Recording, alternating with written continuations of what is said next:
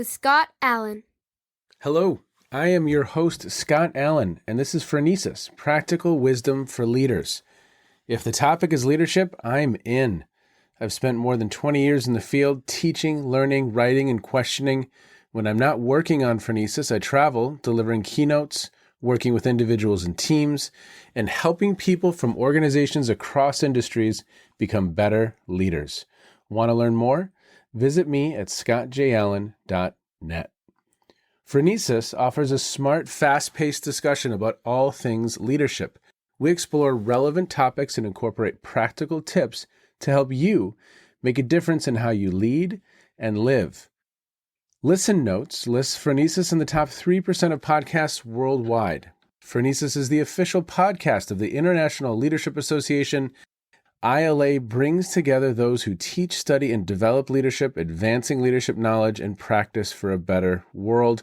Learn more at ila-net.org.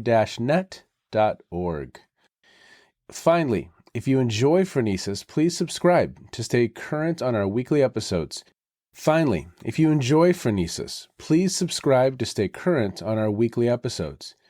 you find an episode that resonates, please share it with your colleagues and friends. And if you want more content, subscribe to my newsletter, The Leader's Edge. The link is in the show notes. As always, thanks for listening. And now, here's today's show. Okay, everybody, welcome to the podcast. Thank you so much for checking in wherever you are in the world.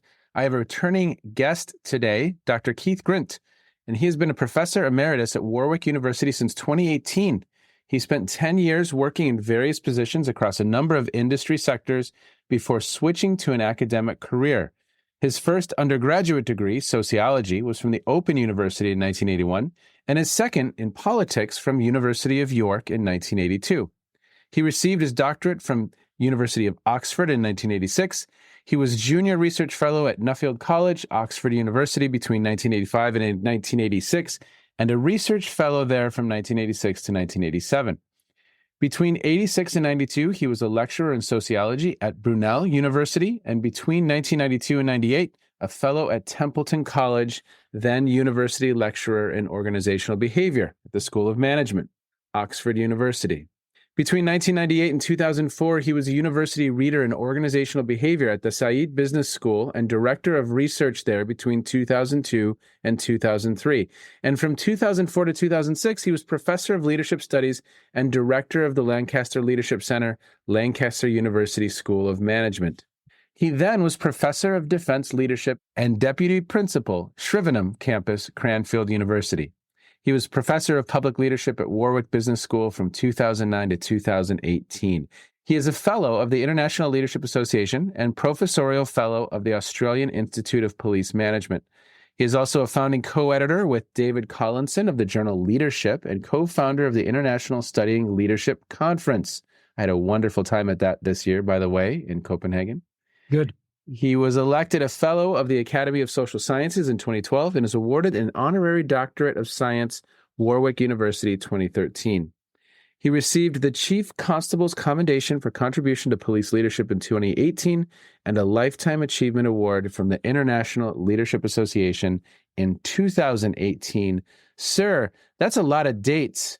You have been a busy, busy man for quite a long time studying this thing called leadership. And today, we're going to talk about some of your latest work on resistance. But before we jump into that, what else is new, sir? What's going on? Well, in terms of all the things that I've done, it's because I'm very old. So there's a direct connection between those two things.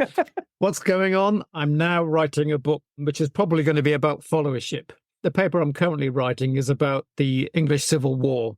I'm looking at a group called the Levellers, and a series of debates called the Putney Debates, where the English army tried to design a new constitution. Just after the First Civil War, they involved common soldiers and junior officers as well as senior officers in trying to work out what the country should look like and how they should get beyond the Civil War. So that's what I'm currently dribbling on about. Interesting. Well, okay, so I want to start there in a way. You define leadership, management, and command. And I want to make sure before we jump into this conversation, leadership, management, command. And then is there any kind of unique perspective that you bring on the followership definition? So let's go through those four if we could, just as we kind of begin to enter into our conversation around resistance. Okay, so the easy one first is management. I take management to be the organization of what are called tame problems that we already know how to solve. So they're basically about technical skills and devolving responsibility down to those people that know how to do them. I take command to be a coercive control mechanism, useful in situations of some kind of crisis, where you basically have to command people, shout at them, get them to do whatever. When the house is on fire, no time for discussion now, just get out of the house. And in that context, I take leadership to be associated with wicked problems. So the model of leadership that I use in this context are about collaborative leadership. So I restrict it to the collaborative approach rather than any other kind of leadership. In terms of followership, I'm not sure about defining it. I think I can probably define it by suggesting that it's the anvil upon which leadership is usually broken. So if you assume that leadership is something which you can't really understand in and of itself, it has to be understood in a context of followers, then it's the followers that determine whether leadership's going to work or not. So I'm using it on that basis. The resistance I'm taking as a mechanism by which people, resist leadership, but also I'm going to suggest that actually resistance comes before leadership. So you only need leadership because you're assuming there's going to be resistance. If there wasn't going to be resistance, you wouldn't need to lead people. You could just manage them. So there's something kind of inherent in here about the role of resistance, which is fundamental to an understanding of why we need leadership sometimes. Well, and I imagine then that followership would be consistent across the three domains: command, management, and leadership. Would that be accurate? So the essence of the book that I'm trying to write at the moment is to suggest that we have a kind of utopian and a dystopian version of followership. The utopian version of followership is when you have a wicked problem and you're using leadership. I'm suggesting what you want is followers that are constructively dissenting. So they don't necessarily agree with what you're trying to do, but they agree with where you're trying to go. And they will tell you when they think you're going wrong. The tame problem is when you want people who are technical experts just to get on with the job. In the utopia, those are the kinds of people you want. And the coercive one requires you to comply. It doesn't require you to resist. This isn't a time for resistance or questioning. This is a time for doing what I've just told you. That's a kind of utopian model in the leadership head. But in the dystopian model, which is the opposite, I'm suggesting sometimes when you're looking at a wicked problem, what you get is followers that avoid taking any kind of responsibility for where you're going, which probably leads you into the wrong area. In terms of the management, what you get followers who are more than willing to follow rules that don't make any kind of sense. So they're over-compliant with the regulations. And then in the coercive dystopia, I'm really going back to my previous book about mutiny, for example, where the followers are under no circumstances going to comply with your coercive modes. So at the moment, I'm looking at 6 chapters, looking at those kind of things, plus introductory theoretical chapter and a conclusion. Okay. So let's go to this place of resistance, kind of lay the groundwork for us. I know you've done a teeny little bit of it so far, but lay the groundwork for this concept of resistance. I'm really, really interested in this. Okay. So in terms of the definition, I'm arguing, like most of my work, that this is yet another what we call essentially contested concept, that we aren't probably going to agree on what resistance is. And there's no point in us trying to thrash out to get to a consensus, because there probably isn't going to be a consensus. We don't need a consensus. All we need to know is what you think it is and what I think it is, and then we can have a discussion about it. It starts on that framework. And then I suggest that resistance isn't good or bad. It just happens to exist. It's just there. It's almost always there. And then it runs into an argument about how it depends upon leadership in the first place. So leadership depends upon resistance and vice versa. Then I suggest that you can't really explain the success or failure of resistance just by looking at resources. There's something well beyond that. And part of that resources is how people, whether they're leading the resistance or leading the opposition to the resistance, whether they're actually very good at leadership management and command. And I think a lot of the material that I'm working with suggests that if you want to explain any of this stuff, you just have to focus on leadership. And my suggestion is that simply isn't good enough, looking at the leadership issues. You also have to look at the coercive mechanisms and the management mechanisms. So, for example, the first big chapter, 3 kind of sub-chapters on this, is looking at resistance to Roman imperialism. So I'm looking at the resistance of the Gauls, the resistance of the Germans, and the resistance of the Brits. These are all against Julius Caesar or Varus, those kinds of that era. And I'm suggesting that one of the reasons very few people managed to resist Rome is because they didn't have the logistical capabilities that the Romans had. So This was a management task. Ultimately, it's a management task. And because they were so good at this, they were so good at logistics, they could basically outlast just about anybody who tried to defy them. So in 2 of the examples, they just basically outlasted the resistance. And the only one that didn't work was in Germania, of a guy called Arminius, as the Germans called him, who led the Germans to the defeat of the Romans. And that basically stopped the expansion of the Romans into Germany. So the Romans never got really beyond the Rhine. And they didn't get beyond the Rhine because the German tribes, A, united, which was unusual, and B, led the Romans into an ambush in the middle of a forest. They didn't fight them out in the middle of a field. Nobody could basically resist the Romans in the middle of an open space because their fighting capabilities and their management capabilities were so good. But you could beat them if you knew what they were good at. Arminius is the only person really in this particular era that managed to defeat the Romans. So in each of the cases that I'm looking at and all the case studies, I'm trying to look at not just the leadership capacities of both sides, but also their coercive capacities, whether they could actually control followers, and their management tactics and their resources therein. So it's trying to look through those kinds of things. And I look at various different examples. So there's a couple of chapters on slavery. There's a couple of chapters on resistance at work. There's 2 chapters on resisting the Nazis, one of which is actually German resistance to the Nazis. And the other one is the Dutch resistance to the Nazis. And then I look at resistance to military racism and military patriarchy in the Second World War. So the Red Tails, the 332nd Fighter Group, the African-American fighters, pilots in the Second World War. And on the gender side, I'm looking at the women pilots in the British Air Transport Auxiliary, who had a similar kind of issue to deal with. The penultimate chapter is about resisting more contemporary colonialism or imperialism. So there's a chapter on the British in Malaya in the 1950s, and then the Americans in Iraq. Primarily, I don't really concentrate on the Brits. I concentrate on the Americans because it's a more interesting story in terms of, where the resistance in Iraq came from. And then the final chapter is a conclusion. I'm looking at what I call voiceless subalterns. So most of this material that I'm looking at has been printed or published or recounted before.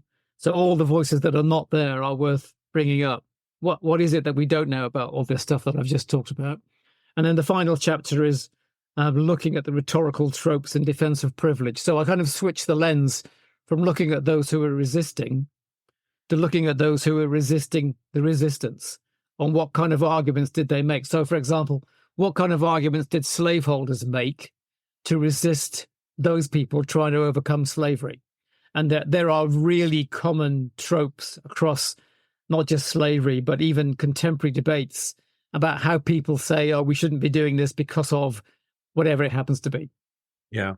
Well, this conversation, and if you're willing to explore some other areas, that would be wonderful. I just mentioned when we began our session today that I was at the International Studying Leadership Conference in Copenhagen. And I don't know if you've been to the Museum of Resistance. Just absolutely fascinating experience to just file back, because it was the story of how the Danes, reacted to occupation, and the people who gave their lives and put their lives on the line, whether it was ferrying Jews to other countries or it was just a fascinating experience, because I had not been exposed to material in that way before. And it's interesting here. So you've got the management, the leadership, and the command. And are there instances where maybe one of those was missing or was less than? I mean, I think of like a contemporary example right now, and let me know if this is taking us in the wrong direction, but I think of like a Ukraine. How will Ukraine resist the power, the might, the armed forces of Russia? Do they have the leadership? Do they have the command? Do they have the management to withstand? And I imagine from a leadership standpoint, that is their ability to galvanize large factions of other countries to help support. That would be the leadership challenge on one level, at least, correct? So I think you've identified the leadership issue really well. And Zelensky seems to me to be a pretty good leader in terms of generating that support. But the big problem that the Ukrainians have is actually about management. It's about the logistics, that they can't secure enough artillery shells, as a prime example. They can't secure enough missiles. And particularly in terms of what the Americans are currently doing, or what the Congress is currently doing in terms of not allowing support for Ukraine to go through. So I think this is a really good example of you have to get all three of these things in line for this to work. And whereas if you swap over and look at what Putin is doing, well, I mean, he has most of the coercive abilities that he requires. Yep. But that coercive ability is dependent upon a kind of social contract with the population, which says, if you comply with my coercion, I will A, win this war, and B, protect you. And the recent outburst of the terrorist attack on the theatre is a good example of just how fragile that might actually be. If you get an array of attacks and your promise to protect people is no longer the case, then people will start to think, well, if you can't protect us, why do we acquiesce to your coercion? The other element of this, I think, is trying to think about what happened in the very beginning of the war or the special military operation. Thousands of Russian men in particular left the country. It always strikes me as a good issue about if you prevent people from leaving, what do? Do they comply or do they resist? And once you allow people to escape, then you undermine some of the resistance. So this is the kind of Hirschman's exit voice and loyalty mechanism. Whereas if you prevent people from exiting, the possibility of them using their voice is much greater. But if you allow them to leave, then the voice disappears, which is why some of the European nations that border Ukraine border Russia, stopped some of the Russians from escaping on the assumption that if we don't let you escape, you have to do something about your own population, about your own leadership, rather than just sit out the war and wait for it to go away. So I think you can use the model to think about, and not just historical cases, which is most of mine, but actually contemporary arguments about who might succeed in this and how long it will go on for. Yeah.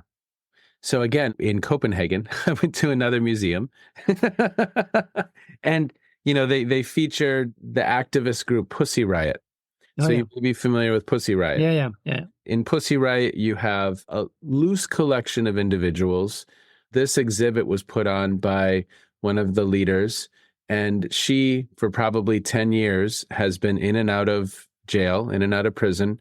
And it was just a narrative of this kind of arc of the movement that they're trying to spark. And it was just absolutely fascinating. So one thing that I really struggled with is, what's the difference between an activist and a leader? You have an activist, but does it become leadership once it's sparked into a larger movement? Would it truly can facilitate some type of change? Would Greta Thunberg be a leader, or is she an activist? And I think that depends on the mind's eye that is looking in many ways. Yeah. But if it's not sparking a larger movement, or you can go to Navalny, and that's interesting. That's an interesting case study as well. So how do you think about those couple different examples that I just threw at you? I think the problem is if we restrict leadership to organizational leadership.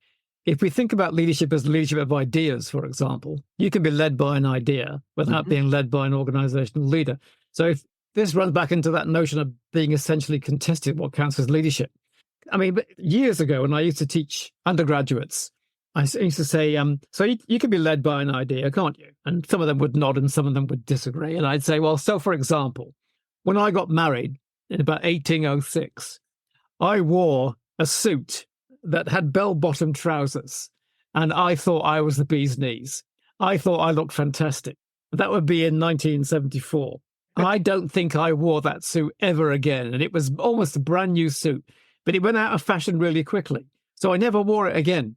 And I say, so that's really weird. I think of myself as a rational person, but I was misled by the fashion leadership of the day. So I wasted a huge amount of money on a suit I only wore once. And what I should have done was kept wearing it because it was a perfectly good suit, but I didn't. I said, and anybody else feel like that? And they would all say, no, not really. And I said, well, if you look back at yourself, a photograph of yourself, 30 years from now, you will say to your parents, how on earth did you let me go out looking like that? We're not even aware of this leadership role that all kinds of things play in our lives. We are led by fashions, by ideas, by prejudices, by all kinds of stuff. I think if we get beyond that, then we can, I mean, going back to your question about Navalny and Pussy Riot, I think, yes, they are leaders in their own right. The difficulty is, and we know this to be the case, that you really don't get a lot of organizational or social change unless you get a significant percentage of the population engaged with it. Yes. And so, for example, in the French resistance and the Dutch resistance, you never got more than 10% of the population engaged. And neither the French resistance nor the Dutch resistance got rid of the Germans. The German army was removed by the American and the British army, not by the indigenous resistance. So you can have people that are resisting, but don't necessarily assume that's going to make a huge difference to the overall plight of your country. That isn't to say that you shouldn't do it. And there is something else in here. There are a couple of things. One is, because of the resistance of both of those countries, both leaders at the end of the war were able to say to themselves and to their population, look how brave we were. Look how many people were involved in the resistance. We never lost our pride. We never lost hope. So they kind of start the post-war era in an upbeat rather than, oh my God, we were defeated so easily by these people. So it serves as that kind of symbolic role. The other role that I think it serves, and I think this is perhaps just as important.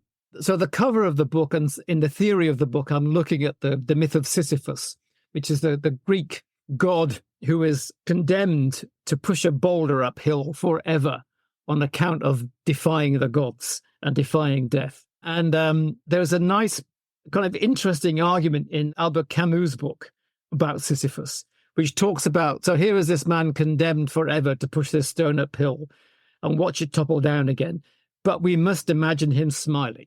And I think when you look at it in that way, what you see is Sisyphus is condemned. But the only way he can keep going is by just basically putting a finger up to the authorities and saying, I don't care what you did to me.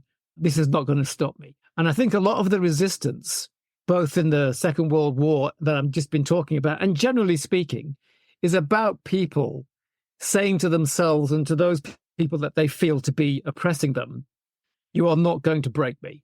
I may not win this battle, this war, but you are not going to break me. And that will give me some satisfaction in my life that I did not just comply with what you wanted me to do. And I think lots of people getting themselves into that kind of position, that actually resistance is required, is necessary for your own self-belief, even if ultimately it doesn't remove or extinguish whatever you think is oppressing you. Yeah, which of course takes just incredible resilience, grit, bravery. It's fascinating. Yeah, one of the things that came out, this is mainly coming out of the French resistance, which I wrote but didn't publish, and the Dutch resistance, was the number of people, that particularly women. So we have this overall image, and they had it in the Second World War, that resistance to the Germans was basically about men handling explosives or shooting Germans or doing some of the conventional notions of heroic resistance activities. But we also know that thousands of women were involved too. They didn't necessarily involve themselves with the violence, which is the kind of locked into this resistance approach, but they did other things. And so, for example, one of the things that French and Dutch women did if they lived by the coast was they would travel along the coast in buses, and they would take their knitting and they would sit on the bus and they would knit the entire journey. And what nobody knew except them was that they were knitting the defenses into their knitting pattern. So they would knit kind of 7 pearl stitches for 70 meters. Then they'd drop a stitch, which meant this is a bunker.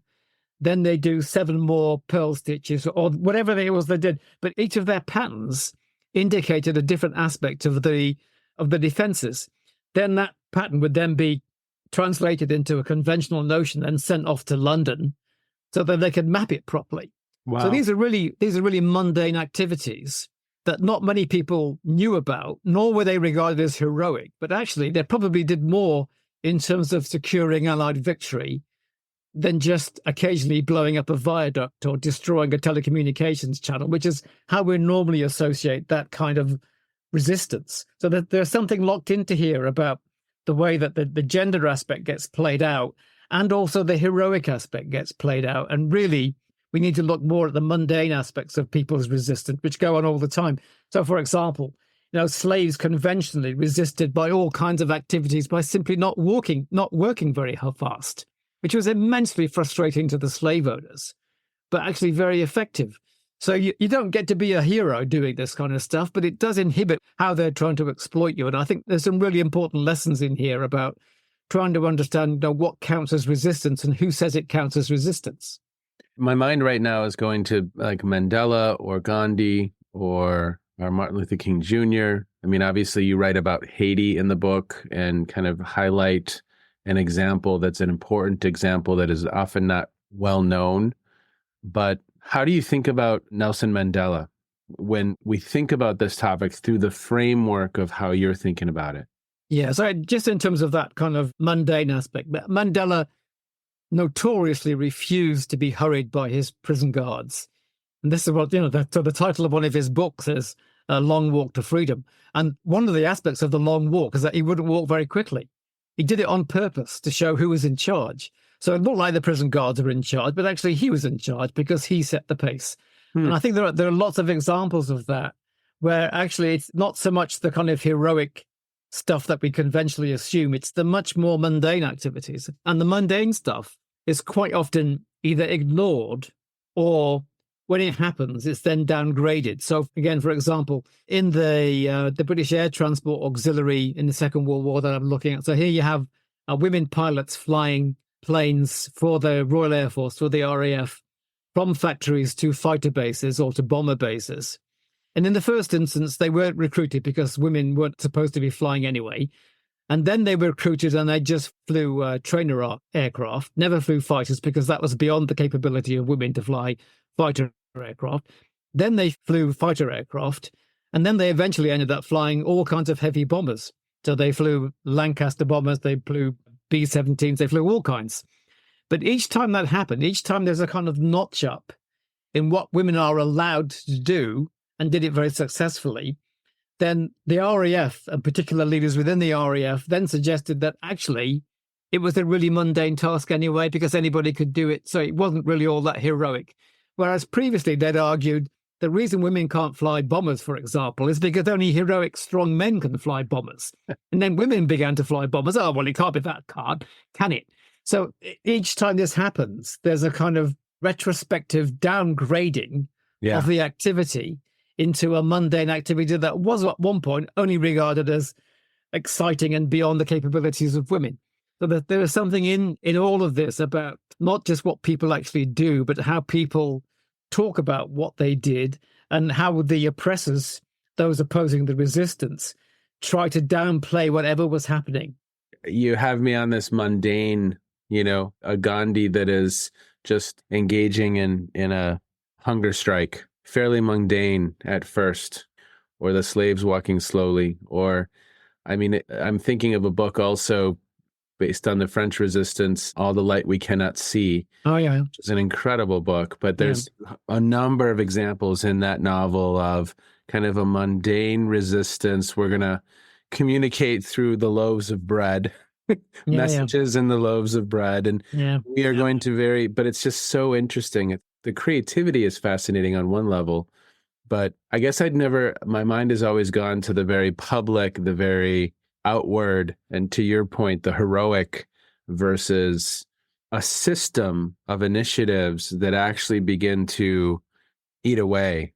Yeah. You can see that manifest in the end of the war when de Gaulle is handing out his medals of the heroes of the resistance. Almost no women get any medals, even though about 20% of the resistance was actually women. But they don't get any other medals because he didn't regard them as sufficiently heroic to be given a medal.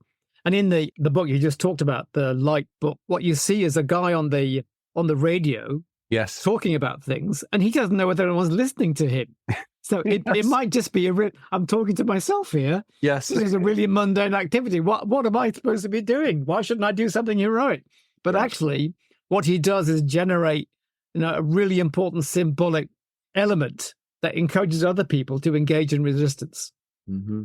But do we have the leadership, the management, and the command? Do we have those three? In the resistance you're talking about? Yeah. Okay. Well, I think in terms of the resources, no.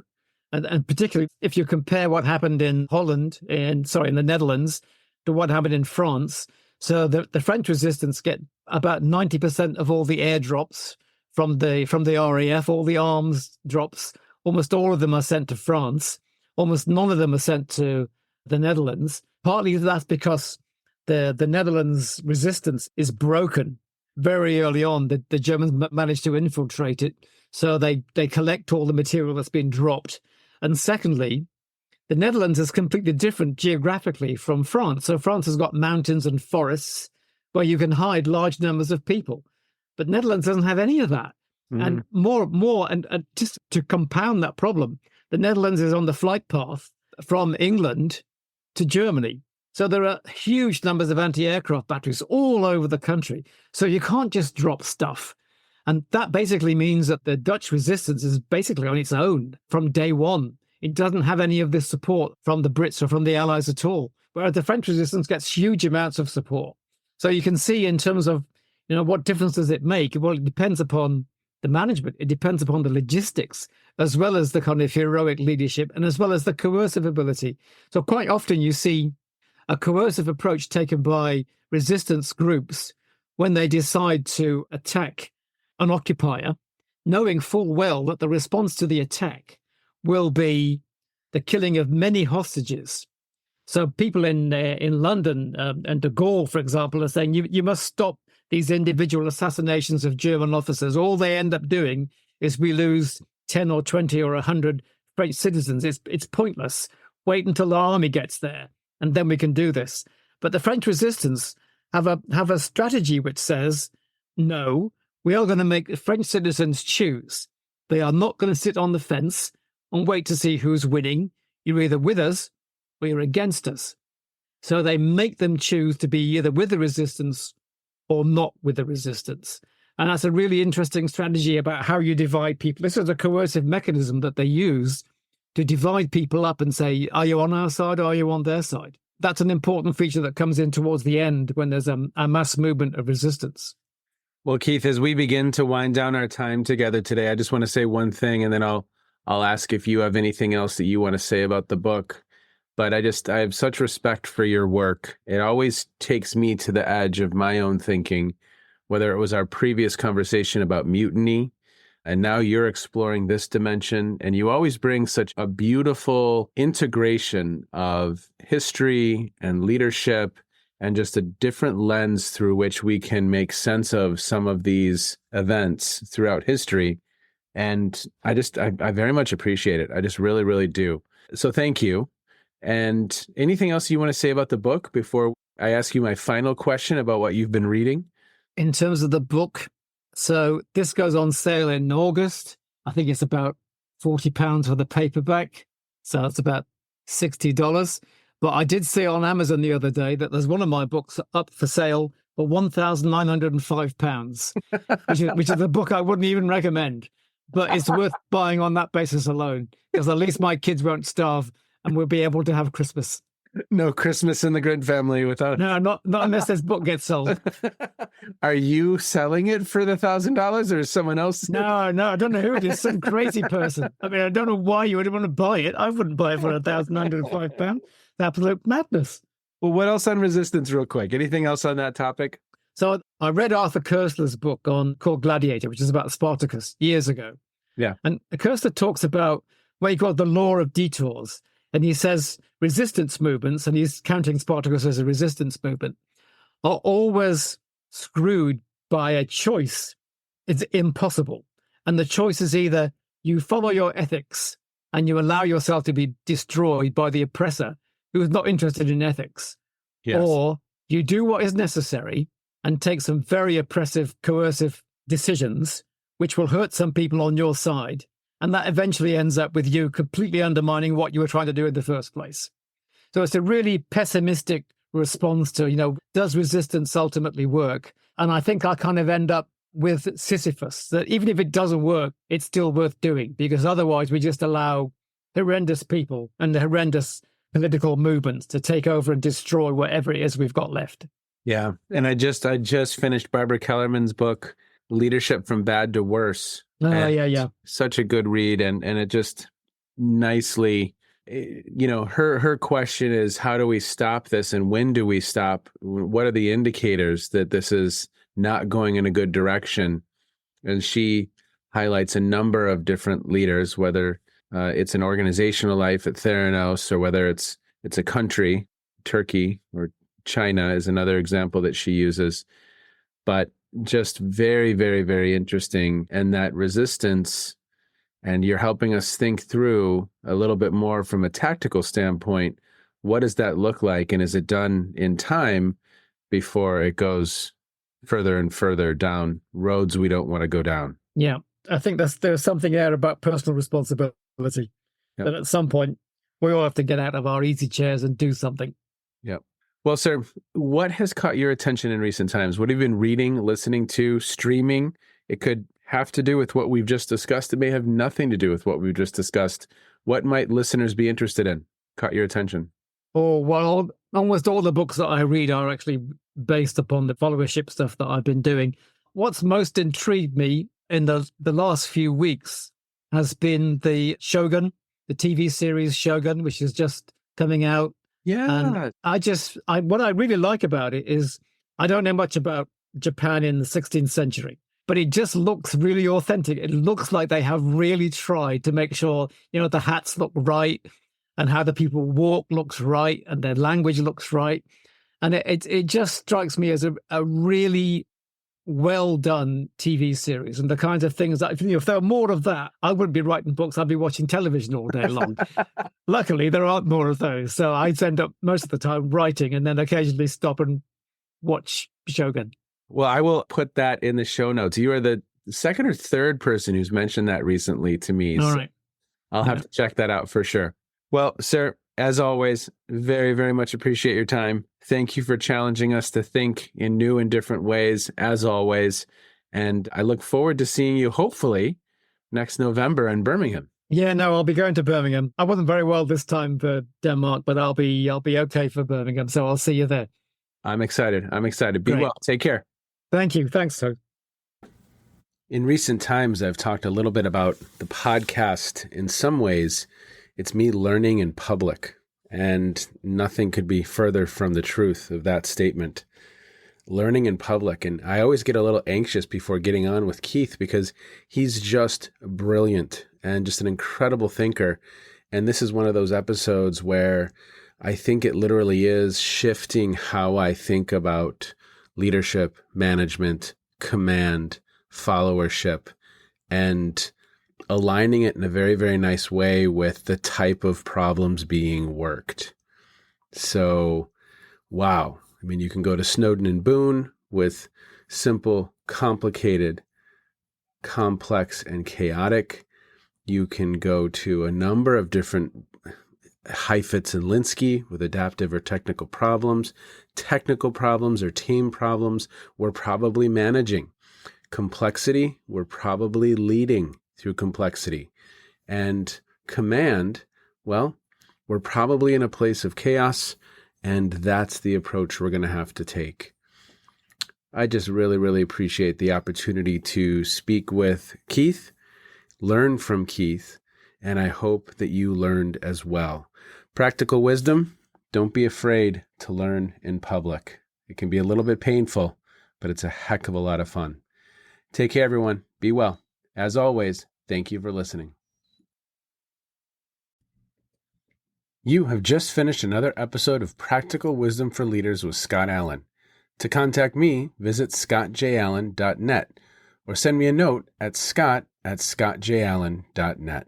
I'm also on LinkedIn, so let's connect. If you have feedback, I'd love to hear it. And as always, thank you so much for listening. And now here's my daughter, Emily, with the outro.